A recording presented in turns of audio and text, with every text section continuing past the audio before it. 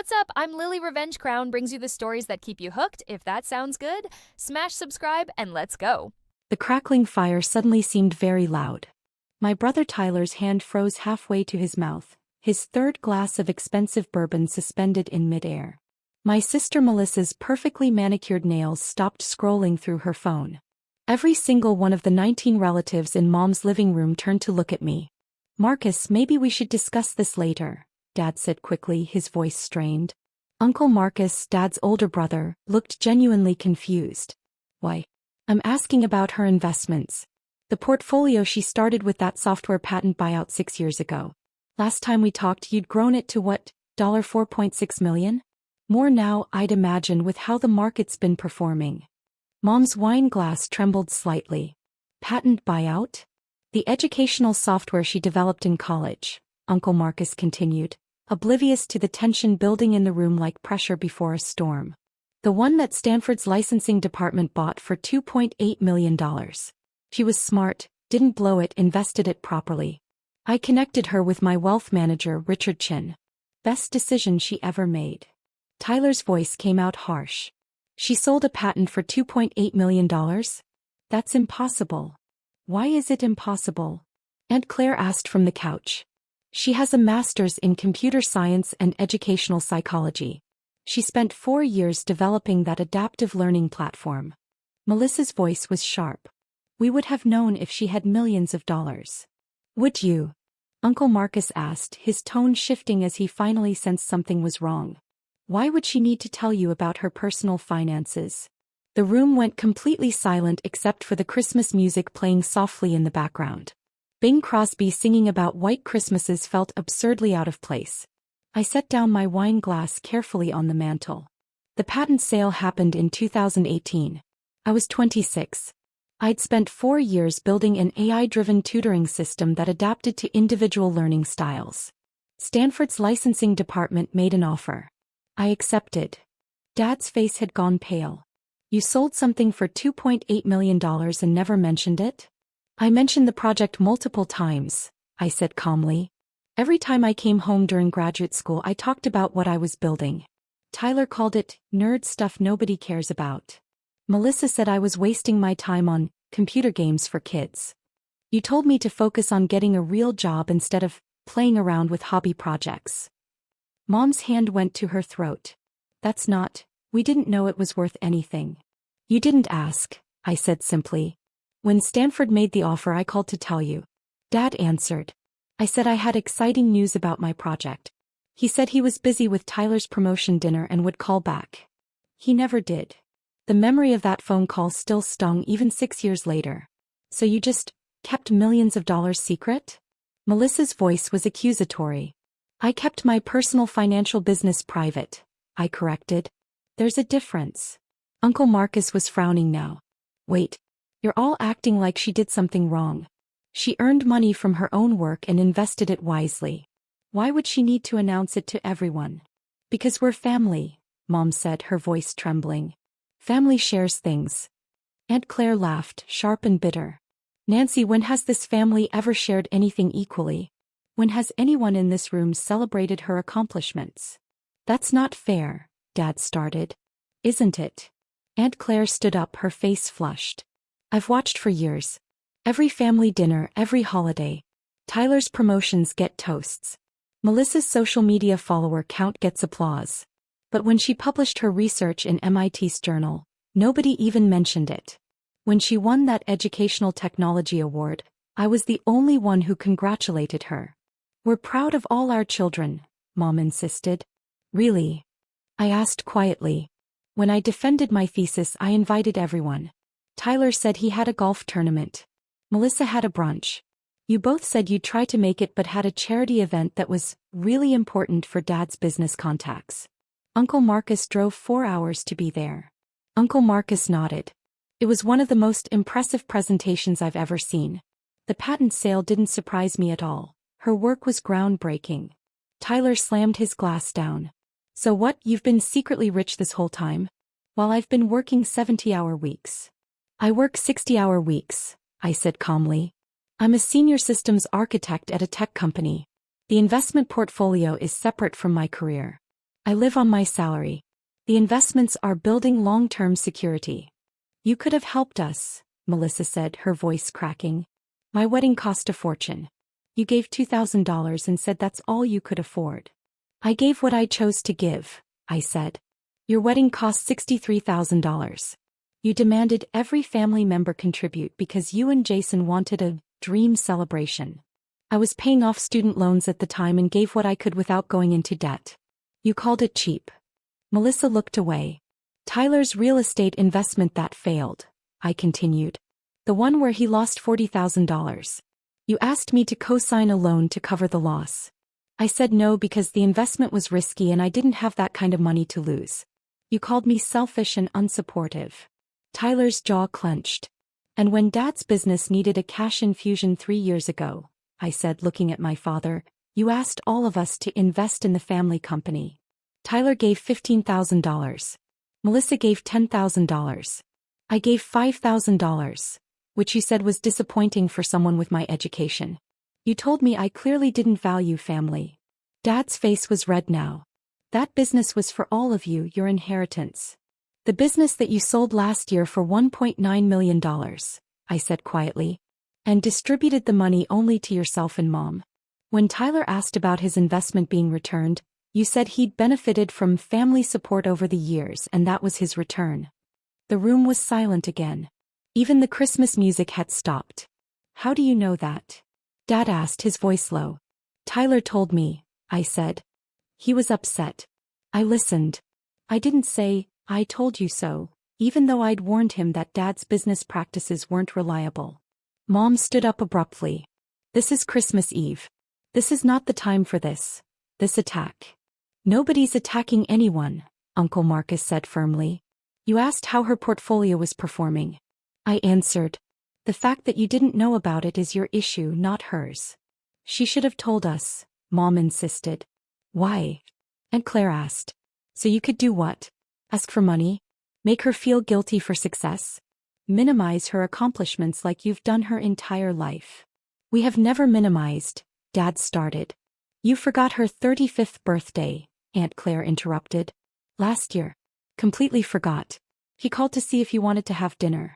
Nancy, you told her you were too busy with Melissa's baby shower planning. The baby shower that was 3 months away. I'd actually cried that night. Alone in my apartment. Then I'd called Aunt Claire, who drove over with Thai food and a birthday cake.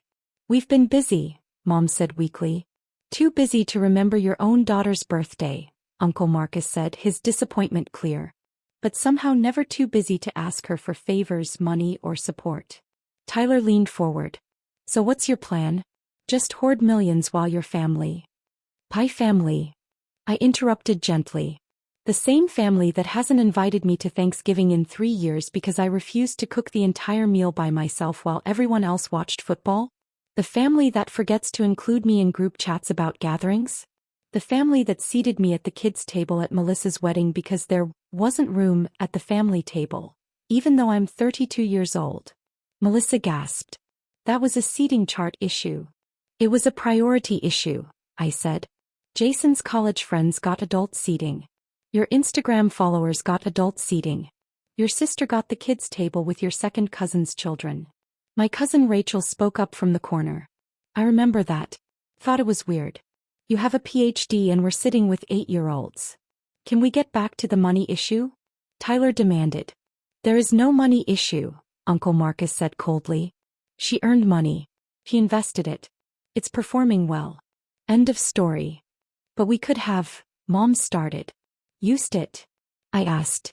For what? Tyler's second rental property investment that he didn't research properly?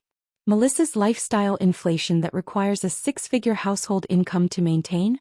Dad's business ventures that consistently fail because of poor financial management. Dad stood up, his face purple.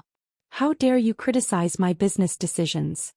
I'm not criticizing, I said calmly. I'm stating facts. Your last 3 businesses failed because you overextended credit, hired unqualified friends, and refused to listen to financial advisors. Richard Chin actually reviewed your last business plan when you approached Uncle Marcus for investment money. Richard's assessment was catastrophically risky with no realistic revenue projections. Uncle Marcus nodded slowly. That's true. I didn't invest because Richard showed me it would likely fail within 18 months. It failed in 14 months. You showed your wealth manager my business plan? Dad's voice was dangerously quiet. You asked me to invest $200,000, Uncle Marcus said. Of course I had it professionally reviewed. Any reasonable person would. And you didn't tell me, Dad said. I told you I wasn't interested in investing, Uncle Marcus replied. What you did with that information was your choice. I pulled out my phone. Would you like to see my investment breakdown? Since we're apparently sharing financial information now. Yes, Melissa said immediately. I opened my portfolio app and turned the screen toward the room. Current value, $5.2 million. Initial investment from patent sale, $2.8 million in 2018. Growth, $2.4 million over 6 years. That's an 85% return. I have a diversified portfolio. 40% index funds, 30% bonds, 20% real estate investment trusts, 10% individual stocks. I contribute $3,000 monthly from my salary. I have zero debt. I rent a modest apartment. I drive a 6-year-old Honda. I live on $68,000 annually and invest the rest of my $145,000 salary. Tyler stared at the screen. You make $145,000? Senior systems architect at a Fortune 500 tech company, I said.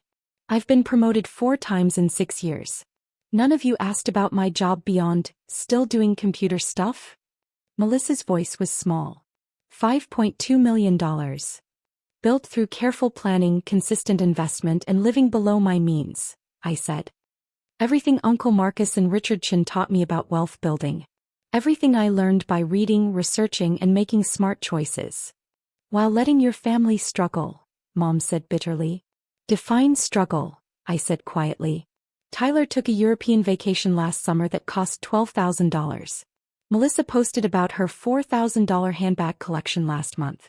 You and Dad just bought a vacation timeshare in Scottsdale. What struggles exactly? The silence was deafening. Meanwhile, I continued, I donated $50,000 to educational nonprofits last year. I fund 3 scholarships for women in STEM. I contribute to Aunt Claire's medical expenses that insurance doesn't cover. I helped pay for Rachel's daughter's speech therapy when she couldn't afford it. I've quietly supported the people who've supported me. Aunt Claire was crying now. You've been helping with my medical bills? The anonymous donations, I said softly. That was me. You sat with me in the hospital for 3 days when I had pneumonia 2 years ago. You've never missed my birthday. You celebrate every accomplishment. Of course I helped. Rachel stood up and hugged me tightly. The speech therapy payments. That was you? I nodded. Why didn't you tell us? She whispered. Because it wasn't about recognition, I said. It was about helping people I love. The people who actually see me. Tyler shook his head. This is insane. You have millions and we're supposed to just accept that. Yes, Uncle Marcus said firmly. Just like she's accepted that none of you value her unless you need something from her. That's not true, Dad protested weakly. Isn't it? I asked. When was the last time any of you called just to talk? Not to ask for help, money, or favors. Just to check in. To see how I'm doing. To celebrate something I accomplished. The silence answered my question. I called on your birthday, Mom tried. You called 3 days late, I said gently. And spent 5 minutes talking before saying you had to go because Tyler was visiting. Mom looked at the floor. I picked up my coat from the back of the chair. I think I should leave. You can't just walk away, Melissa said desperately. I can, I said. I've learned that I'm allowed to have boundaries. I'm allowed to protect my peace. I'm allowed to choose who gets access to my life, my time, and my resources. We're your family, Mom said, tears in her eyes now. And family should be happy for each other's success, I said softly. Not resentful. Not demanding. Not entitled. Uncle Marcus was happy for me. Aunt Claire celebrated with me. Rachel supported me. The 3 of you just immediately calculated what you think you're owed. I put on my coat. Uncle Marcus stood with me. Aunt Claire grabbed her purse. Rachel gathered her daughter. Where are you going? Dad asked. We're having Christmas Eve dinner at my place, I said. with people who actually care about me. You're welcome to join if you can be genuinely happy for my success without making it about yourselves. Tyler scoffed. Right. That's what I thought, I said. As we walked toward the door, Mom's voice cracked. Please don't go. I turned back. I spent 6 years building something meaningful. Something that changed educational technology. Something that's helping students around the world. I turned that success into financial security through discipline and smart planning. Instead of being proud, your first reaction was to calculate what you were owed. That tells me everything I need to know. Dad started. You just wanted access to money you didn't earn, Uncle Marcus finished. That's the truth. We left. Behind us, I could hear arguing starting immediately. At my apartment, Uncle Marcus, Aunt Claire, Rachel, and her daughter Emily made dinner together. We laughed. We talked about real things. My work project, Rachel's promotion, Emily's progress in school, Uncle Marcus's retirement plans. You handled that perfectly, Uncle Marcus said as we ate Chinese takeout around my coffee table. I learned from the best, I said, raising my glass to him. You taught me that real wealth isn't just money. It's peace, boundaries, and surrounding yourself with people who celebrate your success instead of resenting it. Aunt Claire squeezed my hand. Your parents will come around eventually. Maybe, I said. Or maybe they won't. Either way, I'm finally okay. I have security, meaningful work, and people who genuinely love me. That's more than enough. My phone buzzed. 17 missed calls from Mom, Tyler, and Melissa. 3 voicemails. I silenced it and went back to dinner with the family that actually mattered. The ones who'd been happy for me all along.